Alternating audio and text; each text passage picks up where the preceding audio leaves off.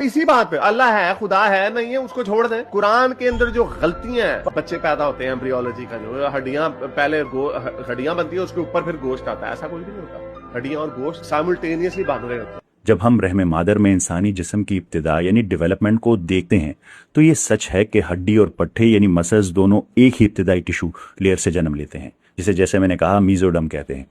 سطحی مطالعہ کرنے والے ناقدین اس بات سے کنفیوز ہو کر نتیجہ نکال لیتے ہیں کہ شاید یہ دونوں ایک ساتھ ہی بننا شروع ہو جاتے ہیں، لیکن حقیقت اس کے بالکل برعکس ہے. ان کی ڈیولپمنٹ بے وقت نہیں ہوتی، بلکہ قدرت نے ان کا ایک انتہائی سخت اور مخصوص ٹائم آرڈر رکھا ہوا ایک خاص آرڈر میں ہوتا ہے. اسے ایک سادہ سی مثال سے سمجھے. جب آپ کوئی بڑی عمارت بناتے ہیں تو یہ ناممکن ہے کہ آپ لوہے کا فریم یعنی ڈھانچہ اور سیمنٹ کی دیواریں ایک ہی وقت میں ہوا میں کھڑی کر دیں. آپ کو لازماً پہلے فریم ورک یا ڈھانچہ بنانا ہوتا ہے اور پھر اس پر پلستر یا دیواریں یعنی گوشت کا غلاف چڑھایا جاتا ہے. ماں کے پیٹ میں فیٹس کی ڈیولپمنٹ کے دوران بھی بالکل یہی ہوتا ہے. شروع کے ہفتوں میں ٹیشوز کے چھوٹے چھوٹے بلاکس بنتے ہیں جنہیں سومائٹس کہتے ہیں. ان سومائٹس کا ایک مخصوص حصہ جسے سکلیروٹوم کہا جاتا ہے وہ سب سے پہلے ڈیولپ ہوتا ہے. یہ سیلز حرکت کر کے جسم کا ایک نرم ڈھانچہ کارٹیلیج ٹیمپلیٹ بناتے ہیں. یاد رکھیں اس وقت تک گوشت یا مسلز کا نام و نشان نہیں ہوتا. یہ ابھی سخت ہڈی نہیں ہوتی بلکہ ہڈی کا یعنی ایک نرم قسم کی ہڈی ہوتی ہے.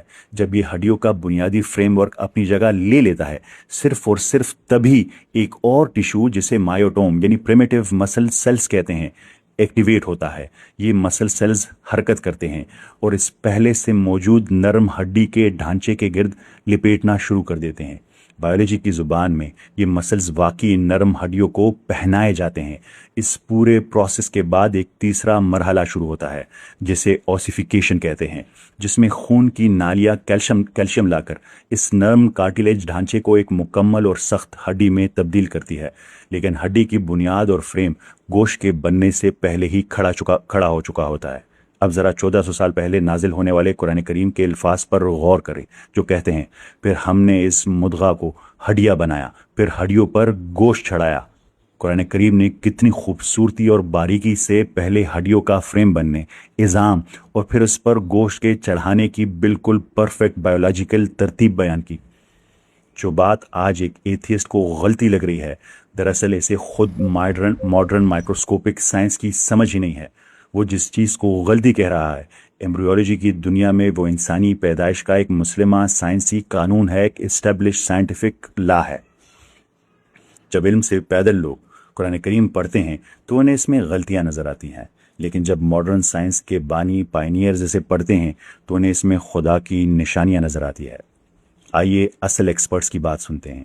ڈاکٹر کیتھ ایلمور، جنہیں فادر آف ماڈرن ایمبریولوجی کہا جاتا ہے. جب ان کے سامنے یہ قرآنی آیات رکھی گئی تو انہوں نے غلطی نہیں کہا. وہ ان کی ایکوریسی دیکھ کر اتنے دنگ رہ گئے کہ انہوں نے اپنی دنیا بھر میں پڑھائی جانے والی medical text book the developing human کے اسپیشل ایڈیشن میں قرآن کریم کی ان سٹیجز کو شامل کیا. انہوں نے واضح طور پر کہا کہ یہ علم 1400 سال پہلے کسی انسان کو معلوم ہونا ناممکن تھا. امریکہ میں اناٹمی کے سب سے بڑے ماہرین میں سے ایک ڈاکٹر مارشل جانسن شروع میں ماننے کو تیار ہی نہیں تھے کہ 7ویں صدی کی کسی کتاب میں مائکروسکوپک سائنس ہو سکتی ہے. لیکن جب انہوں نے اس ترتیب کا مطالعہ کیا تو تسلیم کیا کہ قرآن کریم وہ باریکیاں بیان کر رہا ہے جو صرف ایک جدید مائکروسکوپ سے نظر آ سکتی ہیں. انہوں نے نتیجہ نکالا اس کے پیچھے ڈیوائن انٹرونشن ہے، غیبی مداخلت ہے، اس کے سوا اور کوئی وجہ ہو ہی نہیں سکتی. اور پھر ڈاکٹر تیجاسن تو تائی لینڈ کے ڈپارٹمنٹ آف اناٹمی کے چیئرمین تھے. انہوں نے کئی مہینوں تک خاص طور پر اس مدغہ والے سٹیج کا مطالعہ کیا. 8ویں سعودی میڈیکل کانفرنس میں ڈاکٹر تیجاسن دنیا بھر کے سائنسدانوں کے سامنے کھڑے ہوئے.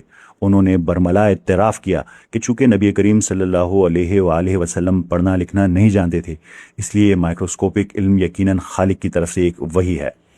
اسی کانفرنس میں کیمروں کے سامنے انہوں نے کلمہ پڑھا اور مسلمان ہو گئے. تو اب فیصلہ آپ کے ہاتھ میں ہے. ایک طرف 1400 سال پرانی وہ کتاب جو زمین کی گہرائیوں میں موجود پہاڑوں کی جڑوں اور ماں کے پیٹ میں مائکروسکوپک لیول پر ہونے والی تبدیلیوں کو اتنی پرفیکشن کے ساتھ بیان کرتی ہے کہ آج کے ٹاپ جیولوجسٹ اور ایمبریولوجسٹ اس کے سامنے سر تسلیم خم کر دیتے ہیں. اور دوسری طرف انٹرنیٹ کے وہ ایتھیس ناقدین جنہیں جیولوجی نہ آتی ہے، نہ ایمبریولوجی، اور نہ ہی عربی زبان کی سمجھ ہے. لیکن اس ویڈیو کو ختم کرنے سے پہلے میرا ان تمام ایتھیسٹ اور اسلام پر تنقید کرنے والوں سے ایک سیدھا سا سوال ہے، ایک ایسا سوال جس کا جواب آج تک کوئی ایتھیسٹ نہیں دے سکا. اگر آپ کے بقول قرآن کریم خدا کا کلام نہیں ہے تو پھر مجھے صرف اتنا سمجھا دیں کہ 7ویں صدی کے عرب کے صحرا میں ایک ایسے انسان نے جس نے دنیا کے کسی استاد سے پڑھنا لکھنا نہیں سیکھا تھا، جس کے پاس نہ کوئی الٹرا ساؤنڈ تھا، نہ الیکٹرون مائکروسکوپ تھا، اور نہ ہی زمین کے اندر جھانکنے والا کوئی سیسمک اکوپمنٹ تھا، اس انسان نے انسانی جسم کے مائکروسکوپک سیل ڈیولپمنٹ کا پرفیکٹ سیکوینس اور زمین کے 1400 میل نیچے تیرتے ہوئے لاوے کو کنٹرول کرنے والے پہاڑوں کی جڑوں کا نقشہ اتنی 100% ایکوریسی کے ساتھ کیسے کھینچ دیا؟ کیا یہ ایک تکا تھا، ایک لکی گیس تھا؟ ریاضی اور پروبیبلٹی کے قوانین کے مطابق درجنوں پیچیدہ ترین سائنسی حقائق کا ایک ساتھ محض اتفاقاً درست ثابت ہونا ناممکن ہے، 0% چانس ہے. میرا آپ سے آخری سوال یہ ہے، جب جدید سائنس کے وہ بانی جنہوں نے ایمبریولوجی اور جیولوجی کی بنیادیں رکھی اور اپنی پوری زندگی لیبارٹریز میں گزار دی، وہ قرآن کی ان سائنسی آیات کو پڑھ کر حیران رہ جاتے ہیں اور اسے ڈیوائن ریویلیشن مانتے ہیں، تو آپ کسی سائنسی ڈگری، کسی ریسرچ اور کسی بنیاد پر اسے رد کر رہے ہیں؟ کیا آپ واقعی سائنس کی بنیاد پر قرآن کو رد کر رہے ہیں یا اپنے ایتھیزم کو بچانے کے لیے سائنس کو رد کر رہے ہیں؟ فیصلہ اب میں آپ پر چھوڑتا ہوں. اب اس بارے میں کیا سوچتے ہیں؟ کمنٹس میں اپنی رائے کا اظہار ضرور کریں اور اس ویڈیو کو لازمی شیئر کریں تاکہ یہ حقائق ان تمام لوگوں تک پہنچ سکے جن کے ذہنوں میں تھوڑے سے بھی شکوک و شبہات یعنی ڈاؤٹس موجود ہیں. میں ہوں ڈاکٹر محمد سفیان اور میں آپ کو دنیا اور آخرت دونوں کی کامیابی کی طرف مسلسل بلاتا رہوں گا. اس سفر میں میرے ساتھ جڑے رہیے. آپ سب کا بہت شکریہ. اللہ حافظ.